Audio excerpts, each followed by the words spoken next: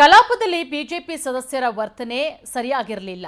ಬೆಂಗಳೂರಲ್ಲಿ speaker UT Khader ಆಕ್ರೋಶವನ್ನ ಹೊರಹಾಕಿದ್ದಾರೆ. CM ಉತ್ತರ ಕೊಡಬೇಕಾದ್ರೆ ಬಜೆಟ್ ಪೇಪರ್ ಹರಿದು ಬಿಸಾಡ್ತಾರೆ.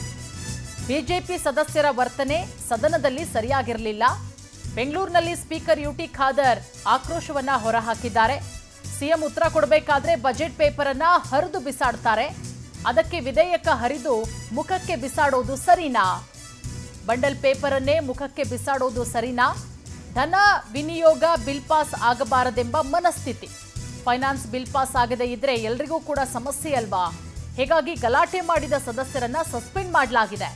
ಬೆಂಗಳೂರಿನಲ್ಲಿ ಸ್ಪೀಕರ್ ಯುಟಿ ಖಾದರ್ ಆಕ್ರೋಶವನ್ನ ಹೊರಹಾಕಿದ್ದಾರೆ.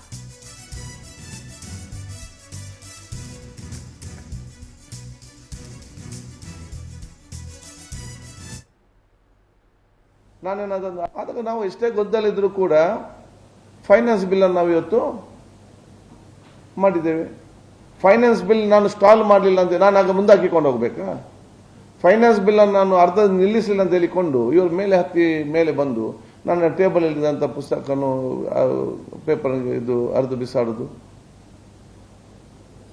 ಆ ವಿಧೇಯಕದ ಇದನ್ನು ಅರ್ಧ ಬಿಸಾಡಿ ಮುಖಕ್ಕೆ ಬಿಸಾಡುದು, ಯಾವುದೋ ಇಡೀ ಬಂಡಲ್ ಪೇಪರ್ ಅನ್ನೇ ಫೈನಾನ್ಸ್ ಬಿಲ್ ಸ್ಟಾಲ್ ಮಾಡಬೇಕಂತ ತೀರ್ಮಾನ ಮಾಡಿ ಅದು ಸ್ಟಾಲ್ ಮಾಡಲಿಕ್ಕೆ ಬೇಕಾಗಿ ನಾನು ಯಾವ ಹಂತ ಕೂಡ ನಾವು ಹೋಗ್ತೇವೆ ಅಂತ ಹೇಳಿ ಅಸಂವಿಧಾನಬದ್ಧವಾದ ಎಲ್ಲ ಕ್ರಮ ಮಾಡ್ಬೋದಾ?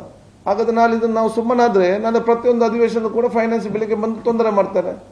ಇಲ್ಲಿ ಇವರು ಗದ್ದಲ ಆಗ್ತದೆ, ಇವರು ನಮ್ಮನ್ನು ಎದುರಿಸ್ತಾರೆ ಬೆದರಿಸ್ತಾರೆ ಅಂತ ಹೇಳಿಕೊಂಡು ನಾನೇನಾದ್ರೂ ಅರ್ಧ ನಿಲ್ಲಿಸಿ ಹೋಗಿದ್ರೆ ಏನಾಗ್ತಿತ್ತು? ಆದ ಕಾರಣ ಇದು ಬರೀ ನಾನು ಒಬ್ಬ ಆಲೋಚನೆ ಮಾಡಿದ ವಿಚಾರ ಅಲ್ಲ.